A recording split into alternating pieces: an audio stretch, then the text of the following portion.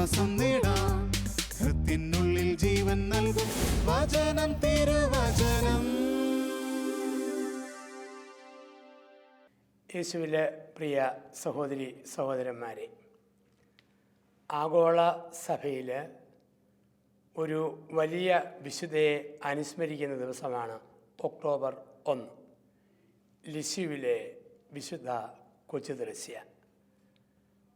1873 ജനുവരി 2 ജനിച്ച് 1897 സെപ്റ്റംബർ 30 24 വർഷക്കാലം മാത്രം ഈ ഭൂമിയിൽ ജീവിച്ച് ഓട്ടം പൂർത്തിയാക്കി കടന്നുപോയ ഒരു വലിയ വിശുദ്ധയാണ് ഇന്ന് ആഗോള സഭ അനുസ്മരിക്കുക. ലിസ്യുവിലെ കൊച്ചുത്രേസ്യ, അല്ലെങ്കിൽ ദൈവത്തിൻ്റെ യേശുവിൻ്റെ ചെറുപുഷ്പം എന്നറിയപ്പെടുന്ന ഒരു വലിയ വിശുദ്ധ. 10ാമത്തെ വയസ്സിൽ 1883 പന്തക്കുസ്ത തിരുനാളിൽ മാരകമായ രോഗത്തിൽ കിടന്നിരുന്ന കൊച്ചുത്രേസ്യ, ആ കൊച്ചുത്രേസ്യയെ നോക്കി വിജയമാതാവിൻ്റെ രൂപം ഒന്ന് പുഞ്ചിരിച്ചു. ആ ചിരിയോടുകൂടി രോഗത്തിൽ നിന്നും ഒരു താൽക്കാലിക ശാന്തി കൊച്ചുത്രേസ്യ അനുഭവിച്ചു. 15ാമത്തെ വയസ്സിൽ ലേണാർഡ് മാർപ്പാപ്പായുടെ മുമ്പിൽ സന്യാസത്തിൽ ചേരാനുള്ള അനുമതിക്കായിട്ട് ചെന്നു. വിവേകമതിയായ മാർപ്പാപ്പ പറഞ്ഞു, ദൈവം തിരുമനസ്സാണെങ്കിൽ അത് സംഭവിക്കും. 15ാം വയസ്സിൽ ദൈവം തിരുമനസ്സായി 15ാം വർഷത്തിൽ സന്യാസത്തിൻ്റെ പരിക്കൻ വസ്ത്രം ധരിച്ച് ത്യാഗത്തിൻ്റെ തോട്ടത്തിലേക്ക് ആ വിശുദ്ധ നടന്നെടുത്തു. മാരകമായ ക്ഷയരോഗം ബാധിച്ച് ചോര തുപ്പിക്കടന്ന് 1897 സെപ്റ്റംബർ 30 ഇഹലോകവാസം വെടിയുമ്പോൾ സഹനത്തിലൂടെ സ്വയം സ്ഫുടം ചെയ്ത ഒരു വ്യക്തിത്വത്തിൻ്റെ ഉടമയായിരുന്നു വിശുദ്ധ കൊച്ചുത്രേസ്യ. മക്കളിൽ 4 പേര് കർമ്മലിതാ മഠത്തിലും ഒരാൾ മറ്റൊരു മഠത്തിലും ചേർന്ന സന്തോഷത്തിലായിരുന്ന മാതാപിതാക്കൾ. ഇത് പിതാവ് മാർട്ടിനെ കുറിച്ചൊക്കെ എടുത്തു പറയുന്നു. 1928 വേദപ്രചാരക മധ്യസ്ഥയായി 11ാം പിയൂസ് മാർപ്പാപ്പ കൊച്ചുത്രേസ്യയെ പ്രഖ്യാപിച്ചു. ഒരു വലിയ മിഷണറിയായി ഓടി നടക്കാൻ ആഗ്രഹിച്ചവൾ ഒരു മഠത്തിൻ്റെ മതിൽക്കെട്ടിന് ഉള്ളിൽ വസിച്ചുകൊണ്ട് ലോകത്തിനു വേണ്ടി പ്രാർത്ഥിച്ച് ഒരു വലിയ മിഷണറിയായി തീർന്നു. വലിയ ഒരു പ്രേക്ഷിതയായി വിശുദ്ധ കൊച്ചുത്രേസ്യ അറിയപ്പെടുന്നു. മരിക്കുന്നതിന് മുമ്പ് സഭാധികാരികൾ പറഞ്ഞു, സ്വന്തം കൈപ്പട കൊണ്ട് തന്നെ ജീവചരിത്രം ആത്മകഥ ഒന്ന് എഴുതണം. അങ്ങനെ എഴുതി വെച്ച പുസ്തകം സഭയുടെ ആത്മീയ ജീവിതത്തിൽ ഒരു ആത്മീയ സത്തയായിട്ട് ഇന്ന് അറിയപ്പെടുന്നു. കൊച്ചുത്രേസ്യ ഇങ്ങനെയാണ് കുറിച്ച് വെച്ചത്: എൻ്റെ 3ാമത്തെ വയസ്സ് മുതൽ എൻ്റെ കർത്താവിന് ആഗ്രഹമുള്ളതൊന്നും ഞാൻ നിഷേധിച്ചിട്ടില്ല. ഇതായിരുന്നു കൊച്ചുത്രേസ്യയുടെ വാക്ക്. യേശുവിൻ്റെ കയ്യിലെ ഒരു പന്ത് പോലെ തട്ടിക്കളിക്കപ്പെടാൻ ആഗ്രഹിച്ച ഒരു വലിയ വിശുദ്ധ, കർമ്മല സഭയുടെ ആധ്യാത്മികതയിൽ ലോകത്തിൽ ലഭിച്ച ഒരു വലിയ മുത്തായിട്ട് കൊച്ചുത്രേസ്യ എന്നും അറിയപ്പെടുന്നു. അവളുടെ ജീവിത മാതൃക എത്രയോ ജീവിതങ്ങൾക്ക് പ്രചോദനം. ചെറുപുഷ്പ മിഷൻ ലീഗ് എന്ന് പറയുന്ന ഒരു വലിയ സംഘടന കുട്ടികളെ കൊച്ചുത്രേസ്യയുടെ മാതൃകയിൽ വളർത്തി പ്രോത്സാഹിപ്പിച്ച് ഉയർത്തിയെടുക്കുന്ന അനുഭവങ്ങൾ ഭാരതസഭയുടെ ചരിത്രത്തിൽ വളരെ ശക്തമായി നമ്മൾ കണ്ടിട്ടുണ്ട്. ഭരണജ്ഞാനം കേന്ദ്രമായ ചെറുപുഷ്പ മിഷൻ ലീഗിൻ്റെ ആസ്ഥാനവും അതുമായി ബന്ധപ്പെട്ട പ്രവർത്തകരെയൊക്കെ നമ്മൾ ഈ അവസരത്തിൽ ഓർക്കുന്നുണ്ട്, പ്രാർത്ഥിക്കുന്നുമുണ്ട്. കൊച്ചുത്രേസ്യയുടെ ജീവിതത്തിലെ ഏറ്റവും പ്രധാനപ്പെട്ട ചില മേഖലകൾ നമ്മൾ എടുക്കുമ്പം, ഒന്നാമത് കൊച്ചുത്രേസ്യ നിഷ്കളങ്കതയുടെ ഒരു വ്യക്തിത്വമായിരുന്നു. നിഷ്കളങ്കത, കബളിപ്പിക്കലില്ല, കാപട്യമില്ല, തുറന്ന ഒരു ജീവിതം, ഒന്നും മറയ്ക്കുന്നില്ല. ഒരു കുഞ്ഞ് അമ്മയിൽ ആശ്രയിക്കുന്ന പോലെ കൊച്ചുത്രേസ്യ ദൈവത്തിൽ ആശ്രയിച്ചു, അവിടുത്തെ വഴികളിൽ വിശ്വസിച്ചു, വചനത്തെ വിശ്വസിച്ചു. ദൈവം ആവശ്യപ്പെട്ടെന്ന് തോന്നുന്നതൊന്നും ആ വിശുദ്ധ നിഷേധിച്ചിട്ടില്ല. നമുക്കൊക്കെ കൊച്ചുത്രേസ്യ നമുക്കൊക്കെ തരുന്ന ഒരു സന്ദേശം, പ്രാർത്ഥനയിൽ നിഷ്കളങ്കതയോടുകൂടി ദൈവത്തിൽ ആശ്രയിക്കണം. ദൈവമാണ് ഹൈക്കമാൻഡ്, അതിനപ്പുറം ഒന്നുമില്ല. ലോകത്തിൽ ആര് എന്തൊക്കെ പറഞ്ഞാലും ദൈവം അറിയുന്നെങ്കിൽ പിന്നെ ഒന്നും പ്രശ്നമല്ല. പൗലോസിൻ്റെ വാക്ക് പരിശുദ്ധനായ പൗലോസ് റോമാലേഖനം 8 പറയുന്നുണ്ട്, ക്രിസ്തു എൻ്റെ പക്ഷത്തെങ്കിൽ ആരെനിക്ക് എതിര് നിൽക്കും? നഗ്നതയോ ആപത്തോ വാളോ പട്ടിണിയോ മരണമോ വന്നവയോ വരുവാനുള്ളവയോ ഒന്നിനും എൻ്റെ ക്രിസ്തുവിൽ നിന്നുള്ള സ്നേഹത്തിൽ നിന്ന് എന്നെ അകറ്റുക സാധ്യമല്ല. ദൈവത്തിന് വേണ്ടി പൂർണ്ണമായിട്ട് കൊടുക്കുക, ഒരു കൊച്ചു കുഞ്ഞ് അമ്മയെ ആശ്രയിക്കുന്ന പോലെ പൂർണ്ണമായ ആശ്രയം ദൈവത്തിൽ. അതായിരുന്നു കൊച്ചു ത്രേസ്യ. കർത്താവിൻ്റെ കയ്യിൽ ഒരു ശിശു, അവൻ്റെ കയ്യിൽ ഒരു കളിപ്പന്ത്. ആ വിധത്തിലായിരുന്നു വിശുദ്ധ കൊച്ചു ത്രേസ്യയുടെ ജീവിതം മുഴുവൻ. യേശുവിൻ്റെ കരങ്ങളിലുള്ള ഒരു കളിപ്പന്തായിട്ട്. നമുക്കറിയാം, കൊച്ചു കുഞ്ഞുങ്ങൾ അമ്മയെ എത്രമാത്രം ആശ്രയിക്കുന്നു, വിശ്വസിക്കുന്നു. അമ്മയ്ക്കപ്പുറം ഒരു അപ്പീൽ കുഞ്ഞുങ്ങളുടെ ജീവിതത്തിൽ ഇല്ലല്ലോ. അമ്മയുടെ എളിയിലിരിക്കുന്ന കുഞ്ഞിനോട് അമ്മ ആകാശത്തേക്ക് വിരൽ ചൂണ്ടി പറയുക, മോനെ മോളെ അതാ കപ്പൽ പോകുന്നു. കുഞ്ഞ് മുകളിലേക്ക് നോക്കും, പറഞ്ഞത് അമ്മയാണ്. കപ്പൽ വെള്ളത്തിൽ കൂടെയാണ് പോകുന്നത്, അത് പ്രശ്നമല്ല. അമ്മ പറഞ്ഞോ കപ്പൽ മുകളിൽ കൂടെ പോകും. കുഞ്ഞുങ്ങളുടെ വിശ്വാസം, കൊച്ചു കുഞ്ഞുങ്ങളുടെ ആ വിശ്വാസം ജീവിതത്തിൽ വളരെ പ്രധാനപ്പെട്ടതാണ്. കുഞ്ഞുങ്ങളുടെ ആശ്രയബോധം, അമ്മയിലുള്ള ആശ്രയബോധം, നിഷ്കളങ്കമായ ആശ്രയബോധം. ഈ ആശ്രയബോധം കൊച്ചു ത്രേസ്യ പുണ്യവതിക്ക് പിതാവായ ദൈവത്തിൽ ഉണ്ടായിരുന്നു. നമുക്കറിയാമല്ലോ, അമ്മ പറഞ്ഞ കുഞ്ഞുങ്ങളുടെ ഹൈക്കമാൻഡ് അമ്മയാണ്, അതിനപ്പുറം മറ്റൊരു വാക്കില്ല. കോട്ടയത്തു നിന്നും 2 കൊച്ചു കുട്ടികൾ തിരുവനന്തപുരത്തിനുള്ള സൂപ്പർ ഫാസ്റ്റിൽ കയറി. കുറേ കഴിഞ്ഞ് പറഞ്ഞു, കണ്ടക്ടർ സാറേ തിരുവല്ല ആകുമ്പം ഞങ്ങളോട് ഒന്ന് പറഞ്ഞേക്കണം. കണ്ടക്ടർ പറഞ്ഞു, തിരുവല്ല ആകട്ടെ, പറഞ്ഞേക്കാം. ചിങ്ങവനം ആയപ്പം, ഇതാണോ തിരുവല്ല? ആകുമ്പം പറയാം, പോയി ഇരിയടാന്ന് പറഞ്ഞു. അവർ പോയി. ചങ്ങനാശ്ശേരി ചെന്നപ്പം, ഇതാണോ തിരുവല്ല? അവർ പറഞ്ഞു, തിരുവല്ല, വേറെ സ്ഥലമില്ലാത്തതുപോലെ മാറിപ്പോയിരിക്കാൻ പറഞ്ഞു. പിള്ളേർ പേടിച്ചു പോയി. അവർ സീറ്റിൽ പോയിരുന്നു. വണ്ടി മുമ്പോട്ട് ഓടി. കുഞ്ഞുങ്ങൾ ഉറങ്ങിപ്പോയി, കണ്ടക്ടർ ഉറങ്ങിപ്പോയി. തിരുവല്ലായിൽ ചെന്നപ്പം ഇറങ്ങാനും കയറാനും ആരുമില്ല. വണ്ടി മുമ്പോട്ടെടുത്തു. കുറ്റൂര് എന്ന സ്ഥലത്ത് ചെന്നപ്പം ആൾക്കാർ ബഹളം വെച്ചു. 2 കുഞ്ഞുങ്ങൾ പറഞ്ഞതല്ലേ തിരുവല്ല ആകുമ്പം പറയണമെന്ന്. എന്തൊരു മോശമായത്. ഒന്നെങ്കിൽ അടുത്ത വണ്ടിയെ കയറ്റി കുഞ്ഞുങ്ങളെ തിരുവല്ലയിലെത്തിക്ക്, അല്ലെ വണ്ടി തിരിച്ചു വിടും. ബഹളം മൂത്തപ്പം കണ്ടക്ടറും ഡ്രൈവറും കൂടെ ബസ് തിരുവല്ലയിലേക്ക് തിരിച്ചു വിടുന്നു. ഡിപ്പോയിൽ നിർത്തിയിട്ട് പറഞ്ഞു, ഇറങ്ങിപ്പോ, ശല്യങ്ങൾ മെനക്കെടുത്താൻ കയറി വരുന്നു. തിരുവല്ല, വേറെ സ്ഥലമൊന്നുമില്ലാത്തതുപോലെ. ഉടനെ അവർ പറഞ്ഞു, പൊന്നു സാറേ ഇറങ്ങുമൊന്നും വേണ്ട. പിന്നെ അമ്മ പറഞ്ഞായിരുന്നു തിരുവല്ലയിൽ ചെല്ലുമ്പം ചോറും പൂതി അടിച്ച് കൊണ്ടുപോകണമെന്ന്. ആയോന്ന് അറിയാൻ വേണ്ടിയിട്ടാണ്. കുഞ്ഞുങ്ങളുടെ ഹൈക്കമാൻഡ് അമ്മയാണ്. ഇതുപോലെ കൊച്ചു ത്രേസ്യയുടെ ഹൈക്കമാൻഡ് പിതാവായ ദൈവമാണ്. ദൈവം എന്ത് പറഞ്ഞാലും നിഷേധിക്കില്ല, അതിൽ പൂർണ്ണമായി വിശ്വസിച്ചു. നിഷ്കളങ്കമായ ഒരാശ്രയബോധം ദൈവത്തിൽ പ്രതിഷ്ഠിച്ചവളായിരുന്നു വിശുദ്ധ കൊച്ചു ത്രേസ്യ. നമ്മുടെയൊക്കെ ജീവിതത്തിൽ ഒരുപാട് കാര്യങ്ങളിൽ നമ്മൾ ബുദ്ധി കൊണ്ട് കണക്ക് കൂട്ടും. അങ്ങനെ പോയാൽ എങ്ങനെയാ, ഇങ്ങനെ ചെയ്താൽ എന്തായി തീരും, ഒരുപാട് ബുദ്ധിയുടെ കണക്ക് കൂട്ടൽ. അവിടെയാണ് കർത്താവ് പറയുക, ബുദ്ധിമാന്മാരിൽ നിന്നും വിവേകമതികളിൽ നിന്നും മറച്ചു വെച്ച ദൈവരാജ്യ രഹസ്യങ്ങൾ ഞാൻ ശിശുക്കൾക്ക് വെളിപ്പെടുത്തും. ദൈവം ബുദ്ധിക്ക് അപ്പുറമാണ്, ബുദ്ധിയുടെ തരത്തിനപ്പുറമാണ്. ആ ഒരു പാഠമാണ് കൊച്ചു ത്രേസ്യയിലൂടെ ദൈവം നമ്മളെ പഠിപ്പിക്കുക. എൻ്റെ കയ്യിൽ ഒരു ബ്രൈറ്റ് ലൈറ്റ് ടോർച്ച് നീട്ടിയടിച്ചാൽ ഭരണങ്ങാനത്ത് അൽഫോൻസാമ്മയുടെ കലറെ ചെന്ന് മുട്ടും. ഒരു ദിവസം അസീസി ധ്യാനമന്ദിരത്തിൻ്റെ ടെറസിൽ നിന്ന് ഈ ബ്രൈറ്റ് ലൈറ്റ് ടോർച്ച് ഞാൻ ആകാശത്തേക്ക് നീട്ടിയടിക്കുന്നു. ആൾക്കാർ ചോദിച്ചു, കൂടെ അച്ഛന്മാർ ചോദിച്ചു, എന്താ ജോസഫ് അച്ഛാ തപ്പുന്നത്? ഉടനെ ഞാൻ പറയുകയാണ്, വല്ല ഉൽക്കയെങ്ങാനും പോകുന്നുണ്ടോയെന്നറിയാൻ ബ്രൈറ്റ് ലൈറ്റ് ടോർച്ച് വെച്ച് അടിച്ചു നോക്കുകയാണ്. ബ്രൈറ്റ് ലൈറ്റ് ടോർച്ചിനെ എത്താവുന്നതിനപ്പുറമാണ് ഉൽക്കകളുടെ ലോകം. എൻ്റെ കൊച്ചു ബുദ്ധിക്ക് എത്താവുന്നതിനപ്പുറമാണ് തമ്പുരാൻ്റെ ലോകം. ആ ലോകത്ത് പരിശുദ്ധ അമ്മയെപ്പോലെ ഞാൻ പറയണം. ബുദ്ധിക്ക് അഗ്രാഹ്യമായ പലതും സംഭവിക്കുമ്പോൾ ഞാൻ പറയണം, ഇതാ കർത്താവിൻ്റെ ദാസി, ഇഷ്ടം പോലെ നടക്കട്ടെ, എനിക്കൊന്നും അറിയത്തില്ല. പഴയ നിയമത്തിലെ ജോബിനെ പോലെ പറയണം, ദൈവം തന്നു, ദൈവമെടുത്തു, ദൈവത്തിന് തിരുനാമത്തിന് സ്തുതി.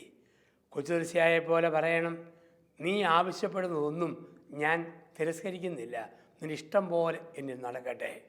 ഈ നിഷ്കളങ്കമായ ആശ്രയബോധം, ദൈവാശ്രയബോധം, ഇത് കൊച്ചുതീർച്ചയ നമ്മളെ പഠിപ്പിക്കുന്ന ഒന്നാമത്തെ പാഠം. 2, സഹനത്തോടുള്ള മനോഭാവം. കൊച്ചുതീർച്ചയ പുണ്യവതി ചോര തുപ്പി ചുവച്ച് കിടന്നപ്പോഴും പരാതിയില്ല, പരിഭവമില്ല.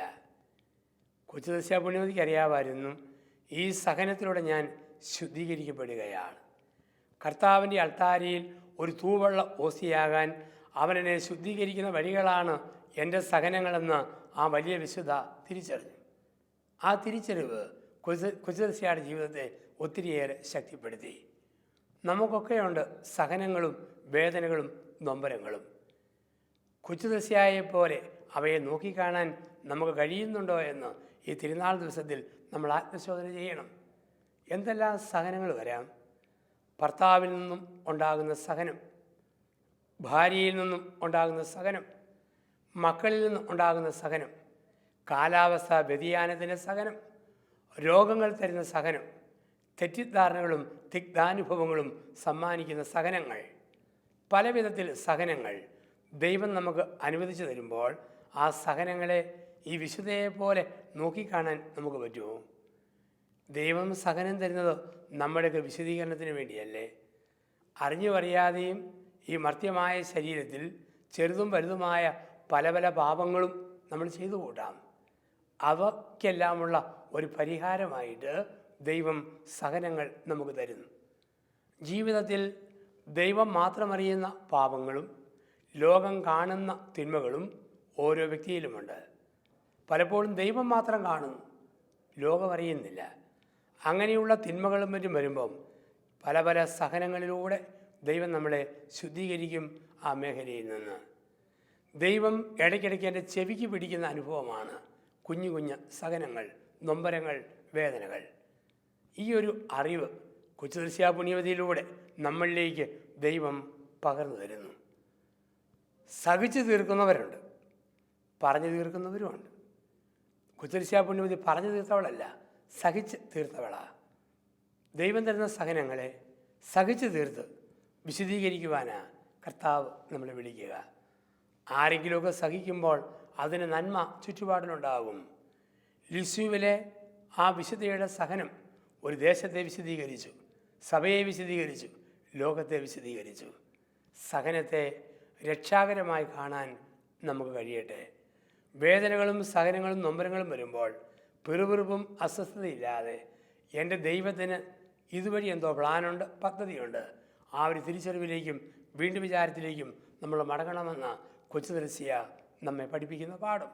ഇപ്പോൾ നിഷ്കളങ്കമായ ദൈവാശ്രയബോധം. 2, സഹനത്തോടുള്ള ഭാവാത്മകമായ ഒരു സമീപനം. 3, പ്രാർത്ഥനയോടുള്ള വിശ്വസ്തത. കൊച്ചുതീർച്ചയ ഏതു വേദനയിലും നൊമ്പരത്തിലും ഈശോയോട് നിരന്തരമായി പ്രാർത്ഥിച്ചു കൊണ്ടിരുന്നു.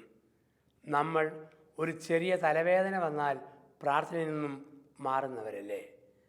ചെറിയ ഒരു അസ്വസ്ഥത വന്നാൽ പ്രാർത്ഥനയിൽ നിന്നും നീങ്ങുന്നവരല്ലേ? കൊച്ചു കൊച്ചു കാര്യങ്ങളും ചെറിയ ചെറിയ കാര്യങ്ങളും വരുമ്പോൾ പ്രാർത്ഥനയിൽ നിന്നും മനഃപൂർവ്വം വിട്ടുമാറുന്ന ഒരു മനോഭാവം നമുക്കില്ലേ? കുടുംബത്തിൽ സന്ധ്യാപ്രാർത്ഥന എന്തെങ്കിലും പ്രോഗ്രാമിൻ്റെ പേരിൽ ഉപേക്ഷിക്കുന്നവരില്ലേ? വ്യക്തിപരമായ പ്രാർത്ഥന ശാരീരിക ക്ഷീണത്തിൻ്റെ പേരിൽ വെടിയുന്നവരില്ലേ? പ്രാർത്ഥനയോട് ഒരു ടേസ്റ്റ്, പ്രാർത്ഥനയോട് ഒരു ആഭിമുഖ്യം നമുക്കൊക്കെ ഉണ്ടാകണം. പ്രാർത്ഥിക്കുന്ന വ്യക്തികളെ കുറച്ച് കഴിയുമ്പം മുഖത്തിൻ്റെ പ്രകാശവും കണ്ണുകളുടെ തിളക്കവും ജീവിതത്തിൻ്റെ പെരുമാറ്റവും കാണുമ്പോൾ ലോകത്തിന് തിരിച്ചറിയാൻ പറ്റും. അതായിരുന്നു കൊച്ചുതീർച്ചയ. 10 ദിവസം അടുപ്പിച്ച് പച്ചമത്തി കൂടിയാൽ 11-ാം ദിവസം വേർക്കുമ്പം ഉളുമ്പ് മണക്കും. പിന്നെ വെറ്റയില, കൊടിയില, സോപ്പ് പല സാധനമിട്ട് കഴുകുമ്പോഴാണ് മത്തിയുടെ ഉളുമ്പിൻ്റെ മണം മാറിപ്പോവുക. പ്രാർത്ഥിക്കുന്ന മനുഷ്യനെ പ്രാർത്ഥന മണക്കും. പ്രാർത്ഥന മണക്കും. സംസാരത്തിൽ, ഇടപെടലിൽ, ജീവിത വ്യാപാരങ്ങളിൽ ഒരു ശാന്തതയും സൗമ്യതയും പക്വതയും പ്രാർത്ഥനയുടെ ഭാഗമായിട്ട് വരും. എന്ത് തകർച്ചയും ഏത് നൊമ്പരം വന്നാലും പ്രാർത്ഥനയോട് നമ്മൾ വിശ്വസ്തരായിരിക്കുക. നീ പ്രാർത്ഥിക്കുക, നീ പ്രാപിക്കുക എന്നാണ് പറയുക. നീ പ്രാർത്ഥിക്കുക, നീ പ്രാപിക്കുക. ഞാൻ പ്രാർത്ഥിക്കുന്നതെല്ലാം ദൈവം എനിക്ക് തരും, ആ ഉറപ്പ് വേണം. അതല്ലേ യോഹന്നാൻ 11 ബഥനിയായി ലാസറിൻ്റെ കല്ലറയുടെ മുമ്പിൽ ക്രിസ്തുവിൻ്റെ പ്രാർത്ഥന. പിതാവേ, നീ പ്രാർത്ഥന കേട്ടതിനായി നിനക്ക് ഞാൻ നന്ദി പറയുന്നു. കേട്ടതായിട്ട് കാണുന്നുണ്ടോ? ലാസർ കല്ലറയിൽ കിടക്കുമ്പോഴാണ് പറയുക, നീ പ്രാർത്ഥന കേട്ടതിനായി നന്ദി പറയുന്നു. ഉയർപ്പിന് ലാസറിൻ്റെ ഉത്ഥാനത്തിന് മുമ്പ് തന്നെ അത് നടന്നതായി കാണുന്നു. വിശ്വാസം, പ്രാർത്ഥനയുടെ ബലം. പണ്ട് യാക്കോബിൻ്റെ 12 മക്കൾക്കായി ജോഷുവ കാനാൻ ദേശം വീതം വെച്ച് കൊടുത്തു. കാനാൻ ദേശം വീതം വെച്ച് കൊടുക്കുമ്പോൾ കാനാൻ ദേശത്തിൻ്റെ 1/3 ജോഷുവയ്ക്ക് കിട്ടിയിട്ടുള്ളൂ. 2/3 മറ്റുള്ളവരുടെ കൈകളിലാണ്. അതും കൂടി ജോഷുവ യാക്കോബിൻ്റെ മക്കൾക്ക് വീതം വെച്ച് കൊടുക്കുന്നു. അവർ ചോദിച്ചു, നമ്മുടേതല്ലാത്ത ദേശം വീതം വെച്ച് തന്നാൽ എങ്ങനെയാണ് ശരിയാകുക? ജോഷുവ പറഞ്ഞു, നീ പ്രാർത്ഥിക്കുക, നീ പ്രാപിക്കുക. നീ പ്രാർത്ഥിക്കുക, നീ പ്രാപിക്കുക. വിശ്വാസത്തോടെ പറയുന്നതെല്ലാം അവിടുന്ന് തരും. അതുകൊണ്ടല്ലേ തമ്പുരാൻ പറഞ്ഞത്, വിശ്വാസത്തോടുകൂടി ഈ മലയോട് മാറി കടലിൽ ചെന്ന് വീഴാൻ പറഞ്ഞാൽ അതങ്ങനെ തന്നെ സംഭവിക്കും. കൊച്ചു ത്രേസ്യ വിശ്വാസത്തോടെ വിശ്വസിച്ച് പ്രാർത്ഥിച്ചു.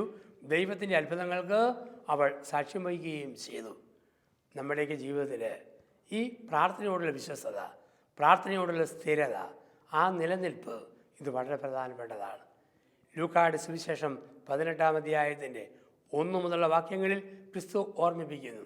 ന്യായാധിപൻ്റെയും വിധവയുടെയും ഉപമയിലൂടെ നിലനിൽപ്പോടുകൂടി പ്രാർത്ഥിക്കണം, സ്ഥിരതയോടെ പ്രാർത്ഥിക്കണം. ആ പ്രാർത്ഥനയ്ക്ക് ഉത്തരവുണ്ട്. കുച്ചദസ്യയുടെ ജീവിതം നമുക്കായിട്ട് കാണിച്ചു തരുന്നു. ആഗ്രഹിച്ചത് ഒരു മിഷണറിയായി ഓടി നടക്കാൻ, ദൈവം ആഗ്രഹിച്ചത് ഒരു മഠത്തിൻ്റെ കൽക്കെട്ടിനുള്ളിൽ മുട്ടുകുത്തി പ്രാർത്ഥനാ തരംഗം ലോകത്തിൻ്റെ അതിർത്തി വരെ എത്തിക്കുവാൻ. ലോകം മുഴുവൻ ഓടി നടന്ന എത്രയോ മിഷണറിമാരെക്കാൾ ശ്രേഷ്ഠമായിട്ട് ആ ജീവിതം മാറി. വേദപ്രചാരക മധ്യസ്ഥയായി സഭ അവളെ മുദ്രകുത്തി. പ്രാർത്ഥിക്കുന്നു, പ്രാർത്ഥനയ്ക്ക് ദൈവം ഫലം തരുന്നു. വീണ്ടും കൊച്ചുദസ്യയുടെ ജീവിതത്തിൻ്റെ ഭാഗമാണ് തുറവി, പരിപൂർണമായ തുറവി.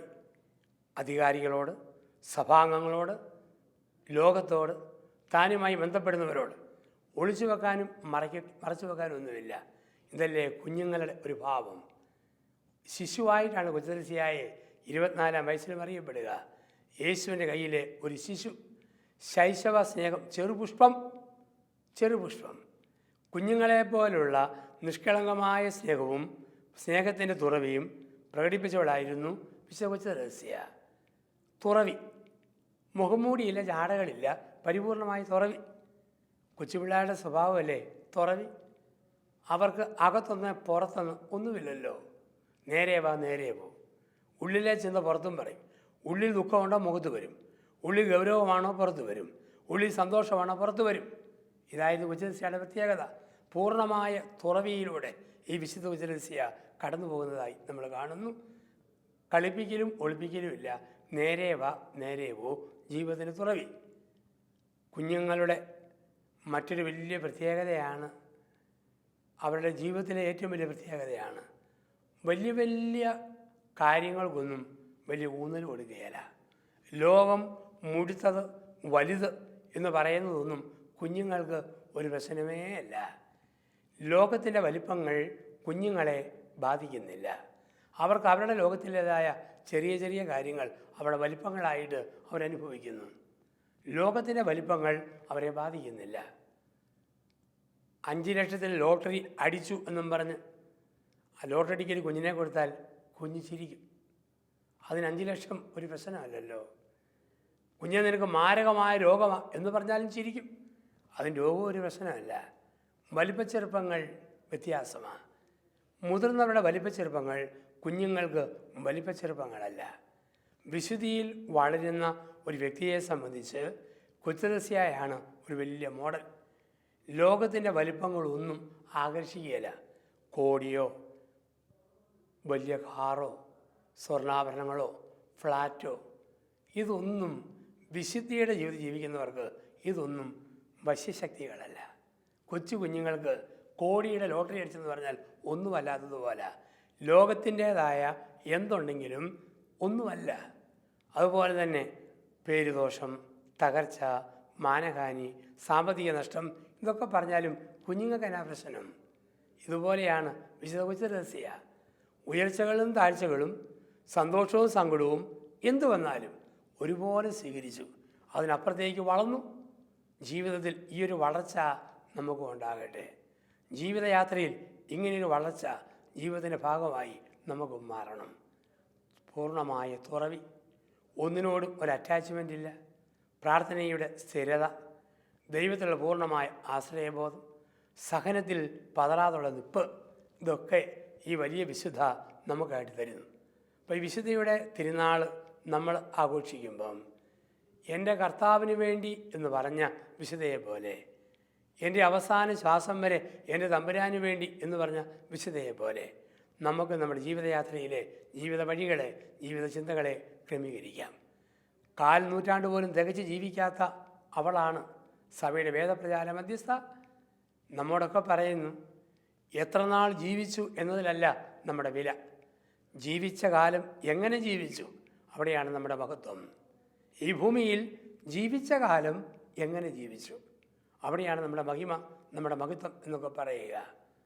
ഒരാൾ എവിടെ ജനിച്ചു എന്നതല്ല, ജനിച്ചയാൾ ആ സ്ഥലത്ത് എങ്ങനെയായിരുന്നു അതാണ് ഏറ്റവും പ്രധാനപ്പെട്ടത്.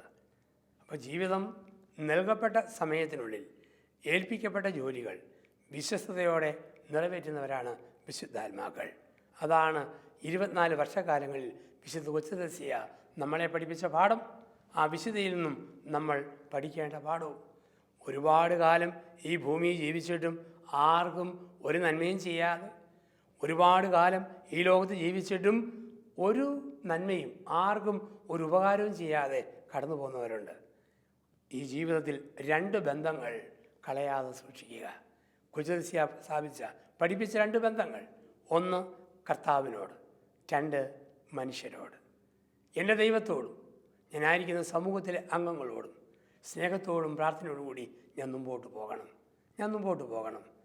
ഇന്ന് അച്ഛൻ്റെ ഈ വചനപ്രഘോഷണം ശാലോം ചാനലിൽ കണ്ടുകൊണ്ടിരിക്കുന്നവർ പ്രായമായ അമ്മച്ചിമാരുണ്ട്, കട്ടിലിൽ തളർന്നു കിടക്കുന്നവർ, കാർന്നവന്മാരുണ്ട്, പരാശ്രയം ഇല്ലാതെ ചലിക്കാൻ പറ്റാത്തവർ, സന്യാസികളുണ്ട്, മഠത്തിൻ്റെ കോണുകളിൽ വൈദിക മന്ദിരങ്ങളിൽ വിശ്രമിക്കുന്നവർ.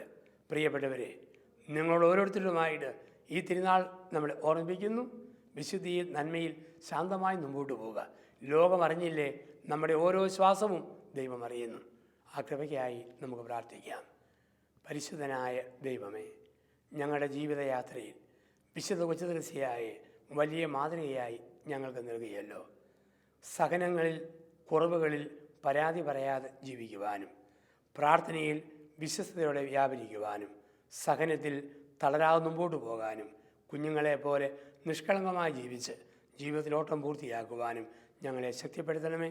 കർത്താവായ ക്രിസ്തു വഴി ഞങ്ങൾ സമർപ്പിക്കുന്ന പ്രാർത്ഥന കേട്ടല്ലണമേ. ആമേൻ.